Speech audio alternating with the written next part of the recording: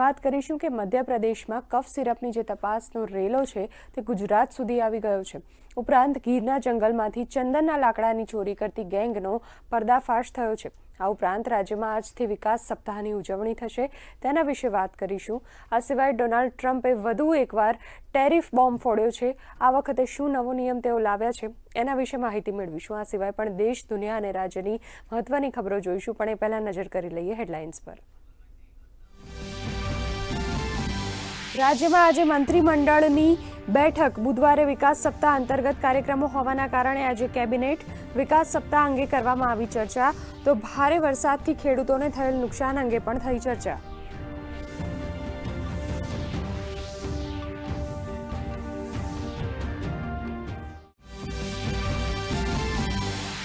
મધ્યપ્રદેશમાં કફ સિરપની તપાસ દરમિયાન ખુલ્યું ગુજરાત કનેક્શન। બાવળાની રેડનેક્સ ફાર્મા અને સુરેન્દ્રનગરની શેપ ફાર્મા કંપની શંકાના દાયરામાં। ગાંધીનગર ડ્રગ્સ વિભાગ દ્વારા અમદાવાદ અને સુરેન્દ્રનગરમાં તપાસ।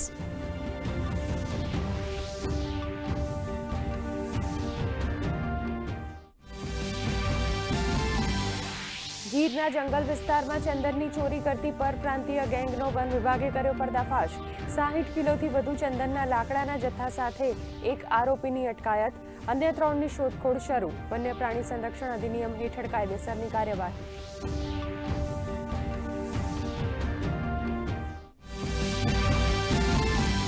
સંરક્ષણ મંત્રી રાજનાથ સિંહે સંરક્ષણ નવાચાર સંવાદને કર્યું સંબોધિત। કહ્યું, સંરક્ષણ ક્ષેત્રે આર્ટિફિશિયલ ઇન્ટેલિજન્સ પ્લાન્ટમાં મહારત પ્રાપ્ત કરવી એ સમયની માંગ।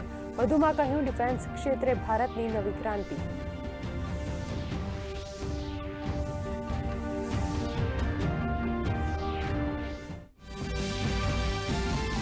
બિહાર ચૂંટણીની તારીખની ઘોષણા બાદ એનડીએ અને મહાગઠબંધનમાં બેઠક। વિભાજન પર સૌની નજર। ભાજપનું કેન્દ્રીય નેતૃત્વ ઉમેદવારોના નામ અંગે લેશે નિર્ણય। બંને ગઠબંધનમાં નામ અંગે મંથન।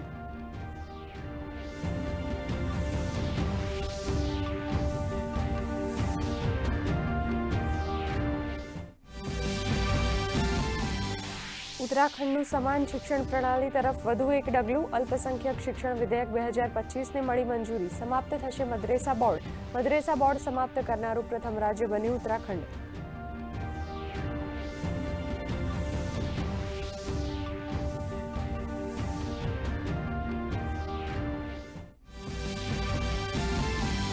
બિહાર અને નેપાળમાં ભારે વરસાદને કારણે જલ્દી વધી રહ્યું છે નદીઓનું જળસ્તર। કોશી બેરેજમાંથી આજે સવારે છોડવામાં આવ્યું 1,62,610 ક્યુસેક પાણી। નેપાળમાં ભારે વરસાદને કારણે અત્યાર સુધીમાં 52 લોકોના થયા મોત।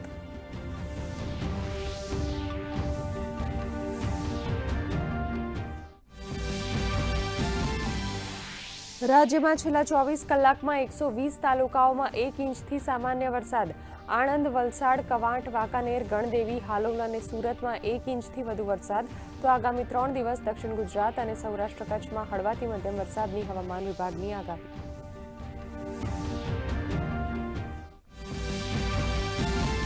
ડોનાલ્ડ ટ્રમ્પનો વધુ એક ટેરિફ બોમ્બ। 1 નવેમ્બરથી અમેરિકામાં આયાત થનાર મધ્યમ અને ભારે ટ્રકો પર લાગશે 25% આયાત શુલ્ક।